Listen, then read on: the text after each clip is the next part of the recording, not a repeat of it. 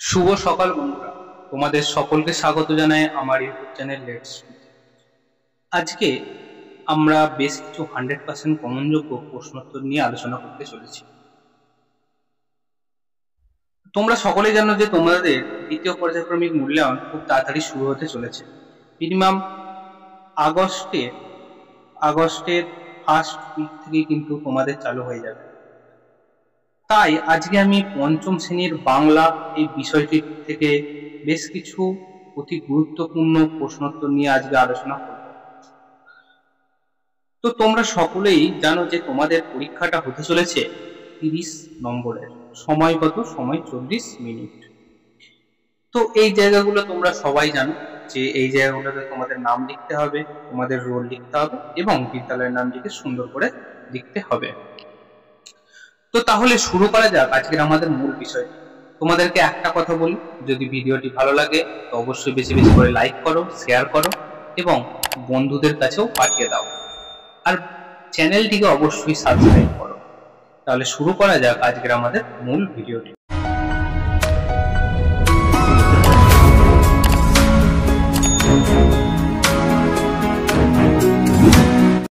তো 1 নম্বরে যে প্রশ্নটি আছে, প্রশ্নটি দেখো, প্রথমে বলা হচ্ছে যে সঠিক উত্তরের নিচে কি দাও? দাগ দাও।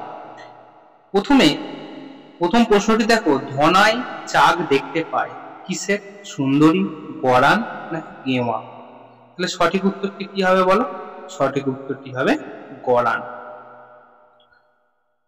আখের আগার অংশ হলো মিষ্টি, নোনতা নাকি টক? আগা মানে কি? আগা মানে উপরের দিকটা, ঠিক আছে? আগা মানে উপরের দিকটা বলছে, তাহলে উপরের দিকটা কি হবে? সবসময় নোনতাই হয়, তাই না? নোনতা হয়। আর নিচের দিকটা কি হয়? নিচের দিকটা মিষ্টি হয়। তাহলে আগার অংশটা কি হবে বলো? আগার অংশটা হবে কি? নোনতা। পরেরটা বলা হচ্ছে গাছটি ভূতের নাচ জুড়ত সকালবেলা, সন্ধ্যাবেলা নাকি দুপুরবেলা? তাহলে সঠিক উত্তর কি হবে? সন্ধ্যাবেলাতে সে ভূতের নাচ জুড়ত। পরের প্রশ্ন বলা হচ্ছে মানুষ শব্দটি একটি ক্লিবলিঙ্গ, উভয়লিঙ্গ না স্ত্রীলিঙ্গ? প্রথমে তোমাদের বলে দিই যে স্ত্রীলিঙ্গ মানে যেটা হচ্ছে স্ত্রী বোঝাচ্ছে, ঠিক আছে? উভয়লিঙ্গ মানে কি? যেখানে পুংলিঙ্গ ও স্ত্রীলিঙ্গ অর্থাৎ ছেলে এবং মেয়ে দুটোই বোঝাবে। এবং ক্লিবলিঙ্গ কি? ক্লিবলিঙ্গ হচ্ছে সেটাই যেখানে জড় পদার্থ আছে। তাহলে মানুষ, এই মানুষটি কথার মধ্যে দেখো ছেলে মেয়ে কিন্তু উভয়ই বোঝায়, ঠিক আছে? আমরা মেয়ে হলেও মানুষ কথাটা ব্যবহার করি, ছেলে হিসেবেও ব্যবহার করি। তাহলে মানুষ কথাটি হলো কি? উভয়লিঙ্গ। পরের দেখো বলা হচ্ছে পর্বত। পর্বত শব্দটি একটি কি শব্দ? পুংলিঙ্গ মানে ছেলে নাকি ক্লিবলিঙ্গ কোনো জড় পদার্থ নাকি স্ত্রীলিঙ্গ মেয়ে? অবশ্যই পর্বত হচ্ছে কি হবে? ক্লিবলিঙ্গ, কারণ পর্বত ছেলেও না মেয়েও না, ঠিক আছে? তাহলে আমরা এখান থেকে একের দাগের প্রশ্ন উত্তরটা সম্পূর্ণ করলাম। 2 দাগে দেখো অতি সংক্ষেপে নিচের প্রশ্নগুলোর উত্তর দাও। পালিয়ে গেল অনেক দূরে, কে পালিয়ে গেল? ঠিক আছে, কে পালিয়ে গেল? তাহলে সঠিক উত্তরটি কি হবে? পালিয়ে গেল ঝড়। ঝড় পালিয়ে গেল। সে কোথায় পালিয়ে গেল? তাহলে উত্তরটা কি হবে? 7 সাগরের 13 নদীর পাড়ে। এটাই হবে সঠিক উত্তর। পরে বলছে শিয়াল আর কুমির মিলে কিসের চাষ করেছিল? শিয়াল আর কুমির কিসের চাষ করেছিল বল? আখের চাষ করেছিল। আখের চাষ করেছিল। তাহলে সঠিক উত্তরটা আমরা পেয়ে গেলাম। সঠিক উত্তর হবে কি? আখের চাষ ওরা করেছিল। পরের প্রশ্ন দেখি। পরের প্রশ্নে বলা হচ্ছে ভগবানের প্রাসাদে পৌঁছে কি দেখলো? ভগবানের প্রাসাদে পৌঁছে ব্যাঙ কি দেখেছিল? যে সেখানে কি হচ্ছে? সেখানে মহাভোজ হচ্ছে। মহাভোজ হচ্ছে, দেবতারা সেই মহাভোজে খুব ব্যস্ত হয়ে আছে, তাই না? দেবতারা মহাভোজেতে ব্যস্ত হয়ে আছে। তাদের তাদের পৃথিবীর দিকে নজর দেবার কি সময় নাই, ঠিক আছে? তোমরা ভালো করে গুছিয়ে লিখবে এই জায়গাটা, যে সেখানে মহাভোজ হচ্ছে, দেবতারা খুব ব্যস্ত, তাদের কিন্তু পৃথিবীর দিকে তাকাবার কোনো সময় নেই। কবিতায় গাছকে মায়াপুরু বলা হয়েছে। মায়াতরু, তাহলে প্রথমে জানতে হবে যে মায়াতরু কথার অর্থটা কি। মায়াতরু কথার অর্থ হলো কি জাদু। মায়াতরু কথার অর্থ হলো তোমার জাদু কাজ। ঠিক আছে, কেন মায়াতরু বলছে? কারণ জাদুতে যেমন বিভিন্ন মানুষকে বা বিভিন্ন জিনিসকে বিভিন্ন ভাবে পরিবর্তন করা যায়, সেরকম গাছটিও কিন্তু বিভিন্ন প্রকারের পরিবর্তন হচ্ছিল। সকালে একবার অন্যরকম নিচ্ছে, বেশ নিচ্ছে, সন্ধ্যাবেলা অন্যরকম হচ্ছে, রাত্রেবেলা অন্যরকম হচ্ছে। এই যে বিভিন্ন প্রকারের বিভিন্ন ভাবে যে চেঞ্জ হচ্ছে বা পরিবর্তন হচ্ছে, এই জন্যই গাছটিকে বলা হয়েছে মায়াতরু। ঠিক আছে, চলো। ছোট্ট ফণিমনসা গাছের মনে শান্তি ছিল না কেন? তাহলে এই প্রশ্নের উত্তর কি হবে? ছোট্ট ফণিমনসার মনে শান্তি ছিল না কারণ তার গায়ে কাঁটাযুক্ত পাতা ছিল। তার গায়ে তো কাঁটাযুক্ত পাতা ছিল। আর অন্যান্য গাছগুলোর কি, অন্যান্য গাছগুলোর সুন্দর পাতা ছিল। এই সকল দেখেই তার কিন্তু মনে শান্তি ছিল না। তাহলে এখানে প্রশ্নের উত্তর কি হবে? তার গায়ে, অর্থাৎ তার গাছে কাঁটাযুক্ত পাতা এবং অন্যান্য গাছগুলোতে অনেক সুন্দর সুন্দর কচি কচি পাতা ছিল, যার কারণে তার কিন্তু মনে একদম শান্তি ছিল না। চলো দেখি পরের প্রশ্নটা দেখে নিই আমরা।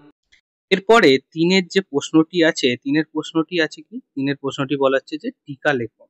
তো এই টিকা লেখর মধ্যে প্রথমে যেটা আছে দেখো, সেটা হচ্ছে ট্যাগ সম্পর্কে লিখতে বলছে, এবং দ্বিতীয়টা কি আছে দেখো, শিশে সম্পর্কে লিখতে বলছে। এই দুটো টিকায় আমরা এক্ষুনি দেখে নেব একটি জায়গার মধ্যে। চলো প্রথমে আমরা ট্যাগ শব্দটিকে দেখে নিই যে এই ট্যাগ শব্দটির কি টিকা। দেখো বলা হচ্ছে দুটো ছোট নদী মিশে যখন একটা ত্রিভুজাকার খণ্ড তৈরি করে।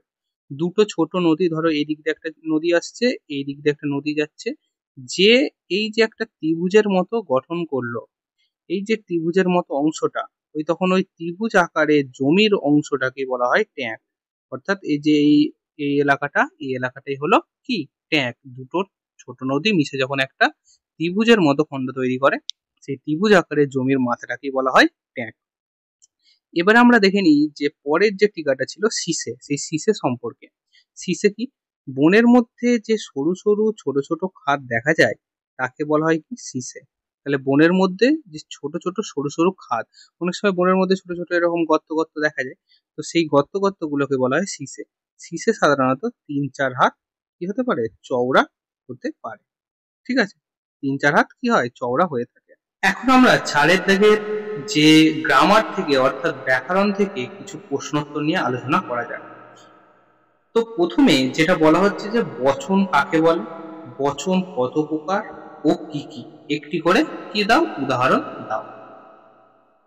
তাহলে এই যে প্রথম প্রশ্নটি আছে বচন কাকে বলে, তাহলে বচন কাকে বলে বললে কি বলবো, যে বচন হলো একটি শব্দ যার মাধ্যমে, যার মাধ্যমে কোনো জিনিস এক বা একাধিক, এক বা একাধিক বোঝায়, কোনো জিনিস এক বা একাধিক বোঝায়, তাকে আমরা কি বলবো, তাকে আমরা বচন বলবো, তাকে আমরা বচন বলবো। কোনো জিনিস যার মাধ্যমে কোনো জিনিস সেটি একটি নাকি একাধিক বোঝাবে, তাকে আমরা কি বলবো, তাকে আমরা বলবো বচন। পরে দেখো বলা হচ্ছে বচন কত প্রকার ও একটি করে উদাহরণ। তাহলে প্রথমে বচন ক প্রকার, বচন হলো কি, বচন হলো 2 প্রকার, 2 প্রকারের। তাহলে প্রথমটা কি, এক বচন, এক বচন, আর বহু বচন, বহু বচন। তাহলে এক বচনে তাহলে কি হবে বলো, এক বচনে ধরো আমি একটা বললাম যে বই, বই, একটি বই, তো বই হিসেবে ব্যবহার হয়। যখন অনেকগুলি বই হবে তখন কি বলবো, তখন বলবো বই গুলি। ঠিক আছে, সেই মতো পেন, পেনগুলি যদি বহু বচন হয়।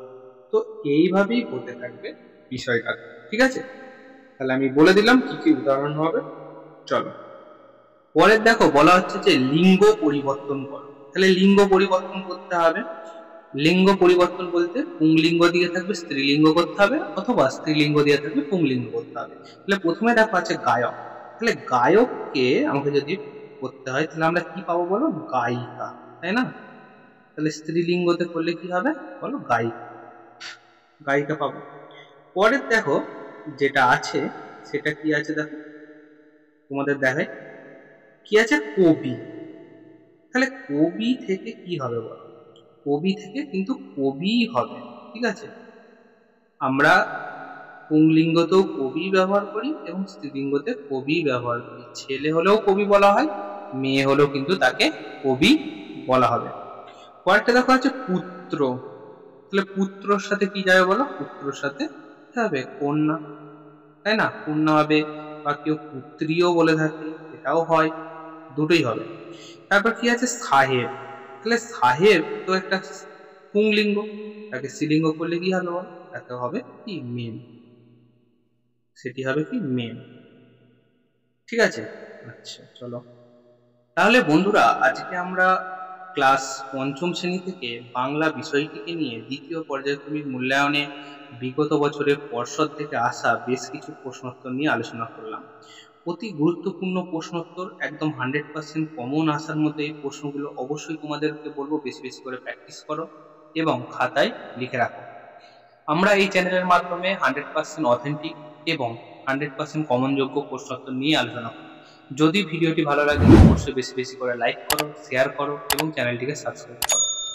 দেখা হচ্ছে অন্য কোনো ভিডিওতে, অন্য কোনো দিন। After all thanks for watching, best of luck.